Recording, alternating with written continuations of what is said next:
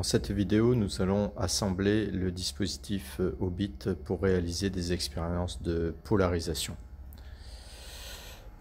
Nous mettons d'abord une source de lumière très intense. Nous allons mettre un premier composant optique, un polariseur. Je peux demander à la table de m'indiquer qu'on a bien affaire à un polariseur ici. Je place maintenant sur le banc un deuxième polariseur .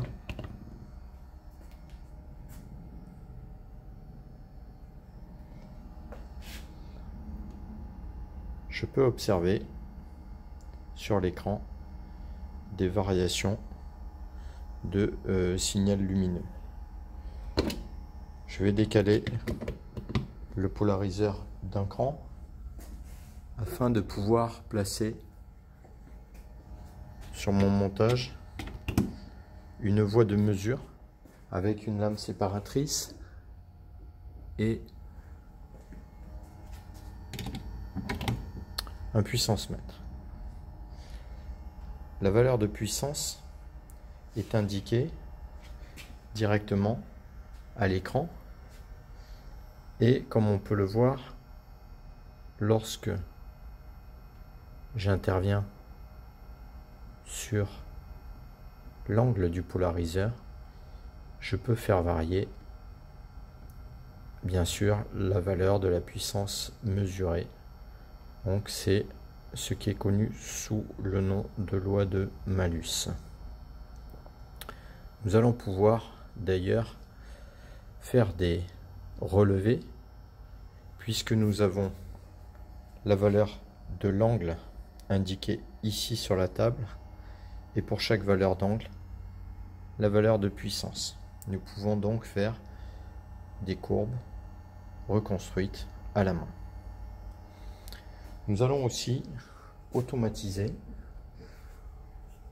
cette loi de malus en utilisant un driver qui va venir interroger directement la rotation de ce polariseur. Donc pour ça, j'ai rajouté un composant sur la table qui est un driver et qui est ici paramétré pour tourner de 0 à 360 degrés avec une vitesse de 36 degrés par seconde.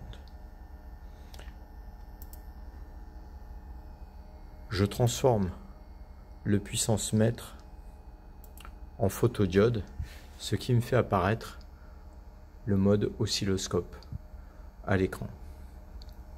Lorsque je tourne manuellement le polariseur, eh bien, j'observe des variations de la puissance semblables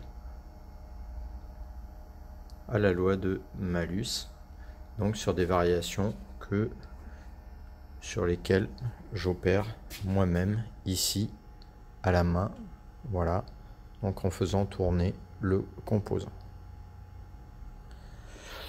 Je vais utiliser maintenant le driver, donc je lance un enregistrement et je lance la rotation du polariseur de manière automatique.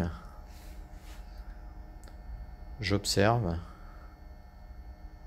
la trace suivante enregistrée à l'écran que je peux importer et traiter et qui est la trace de la loi de malus.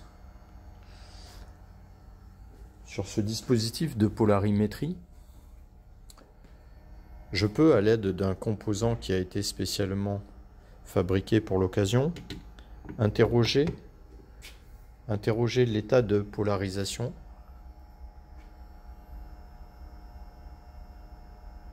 que nous avons sur le banc au départ Je peux interroger également le banc de l'état de polarisation que nous avons en sortie.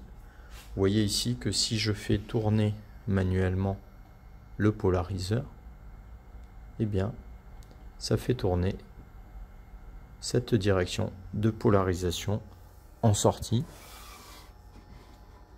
Je peux attraper cette boîte et observer en 3D l'état de polarisation. Si je relance un scan de la rotation du polariseur,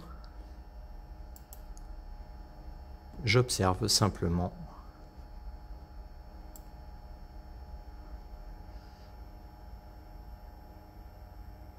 l'état de polarisation qui tourne en fonction de la rotation de mon composant.